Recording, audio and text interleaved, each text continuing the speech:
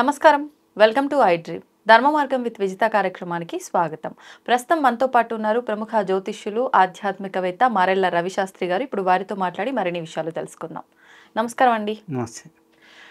వినాయక చవితి రోజున మనం పూజలు ఇవన్నీ ఎన్ని ఆచరించినా కథ విని మనం అక్షతలు నెత్తిలో వేసుకోవాలని చెప్తూ ఉంటారు.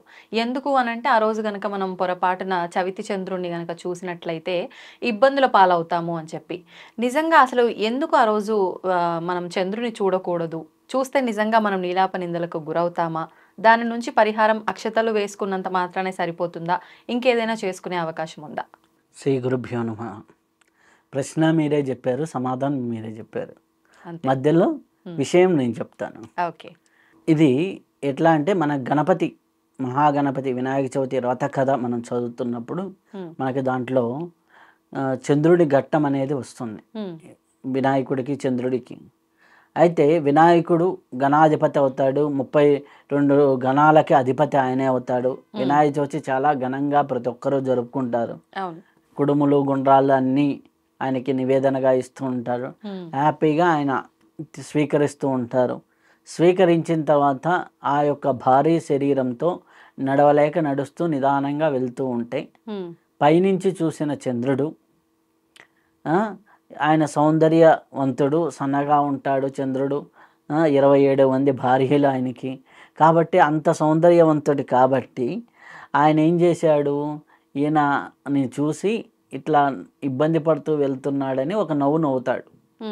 అప్పుడు ఎవరైనా కొడుకుని చూసి నవ్వితే తల్లికి ఆటోమేటిక్గా కోపం వస్తుంది. పార్వతీ అమ్మవారికి కోపం రావటం. పార్వతీ అమ్మవారికి ఎప్పుడైతే కోపం వచ్చిందో చంద్రుడిని చూసిన వాళ్ళందరూ కూడా నీలాప నిందలు గురవ్వాలి అని శపిస్తుంది. ఒక్కసారి తిరిగి చూసుకుంటే మనకి నెలలో ఒక అమావాస్యకి 2 రోజుల ముందర 2 రోజుల తర్వాత చంద్రుడు చాలా కనిపించడు, మిగిలిన అన్ని రోజులు కనిపిస్తూ ఉంటాడు. లోకమంతా నీలాప నిందలై ఒకరిని ఒకరు కొట్టుకోవడం, ఒకరినొకరు ఇబ్బంది పెట్టుకోవడం జరుగుతూ ఉంటుంది. అప్పుడు వెళ్ళి అందరూ ఋషులంతా వెళ్ళి, సప్త ఋషులంతా వెళ్ళి పార్వతీమాతని మళ్ళీ ప్రార్థించగా అప్పుడు పార్వతీమాత ఒక ఎక్సెప్షన్ లాగా ఇస్తుందన్నమాట. ఓకే, 365 రోజులు కాదు, నా కుమారుని యొక్క పుట్టినరోజు వినాయక చవితి రోజు ఎవరైతే చూస్తారో వారికి నీలాప నిందలు కలుగుతాయి అనేసి చెప్పడం జరిగింది. అయితే ఇది ఎట్లా ఉండగా శ్రీకృష్ణుడి శమంతకోపాఖ్యానం అని వినాయక చవితి వ్రత కథలోనే ఉంటుంది. శమంతకోపాఖ్యానంలో వినాయక చవితి నాడు సాక్షాత్ శ్రీకృష్ణుడే చవితి చంద్రుడిని ప్రత్యక్షంగా కూడా కాదు, పరోక్షంగా పాలకుండలో చూడటం జరుగుతుంది. అప్పుడు ఆయన పాలకుండలో చూడటం వల్ల ఆయన మీదే శమంతకమణిని దొంగిలించాడు అని నీలాప నింద రావటం జరుగుతుంది. అదంతా కూడా ఒక పెద్ద కథ. శమంతకమణి శత్రాజిత్తు మహారాజ్ దగ్గర వెళ్ళేసి అడగటము, ఆ తర్వాత వారి యొక్క బావమర్ది దాన్ని వేసుకొని అడవుల్లోకి వెళ్ళటం, అక్కడ ఒక సింహం చూసి ఆ యొక్క శమంతకమణి ఏదో తినే పదార్థం అనేసి అది ఆయన మీద దాడి చేసేసి ఆ మణి తీసుకెళ్ళటం. అక్కడి నుంచి జాంబవంతుడు ఇది నా కుమార్తె అయిన జాంబవతికి ఇస్తే చాలా బాగుంటుంది అనేసి ఆ సింహాన్ని చంపి జాంబవతుడు తీసుకెళ్ళటం. అయితే కృష్ణుడి మీద ఎప్పుడైతే నీలాప నింద పడిందో ఇదంతా కూడా వెళ్తూ వెళ్తూ ఒక్కొక్కటి మార్గంలో చూసుకుంటూ ఆ సింహాన్ని అది చివరికి జాంబవంతుని గృహ దగ్గరికి వెళ్ళటం, జాంబవంతుడితో యుద్ధం చేయటం. ఆ యుద్ధం చేసిన తర్వాత జాంబవంతుడికి సాక్షాత్ నువ్వు శ్రీరామచంద్ర ప్రభువే అనేసి అర్థమవటం. ఆ అర్థమైన తర్వాత అక్కడి నుంచి ఆ యొక్క జాంబవతిని ఇచ్చి ఆయనకి వివాహం చేయటం. ఇదంతా మనకి వినాయక చవితి. అది తీసుకొచ్చేసి ఈ రాజుకు శమంతకమని ఇవ్వగా ఆ రాజు కూడా చివరికి సత్యభామనిచ్చి వివాహం చేయటం. ఇలా మనకు ఆ యొక్క కథ అంతా ఉంటుంది.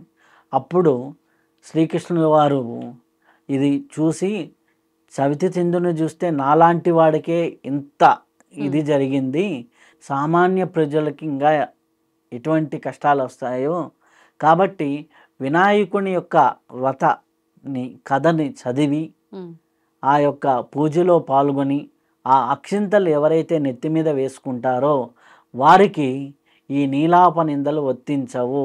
ఒకవేళ పొరపాటున చవితి చంద్రుడిని చూసినా అవి వర్తించవు అనేసి చెప్పడం జరిగింది.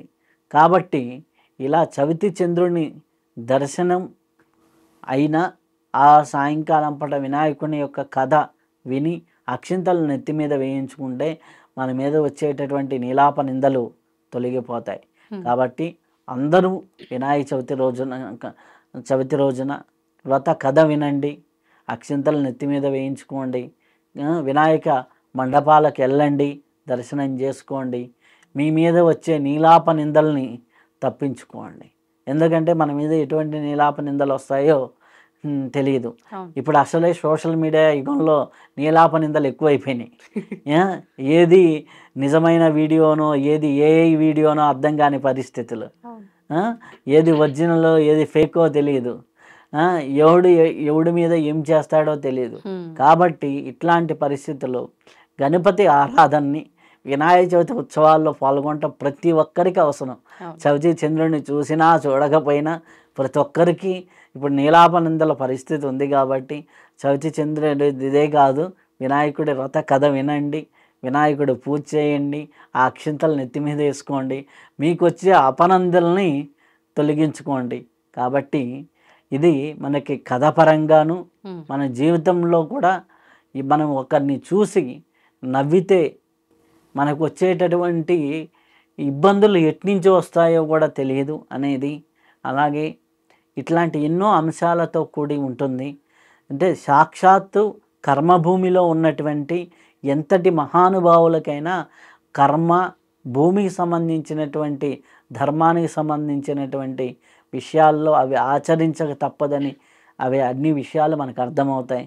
కాబట్టి వినాయక చవితి రోజున చవితి చంద్రుడిని చూసినా చూడకపోయినా అందరూ వినాయక చవితి రథ కథ విని మీరు అందరూ సంతృప్తి అవి.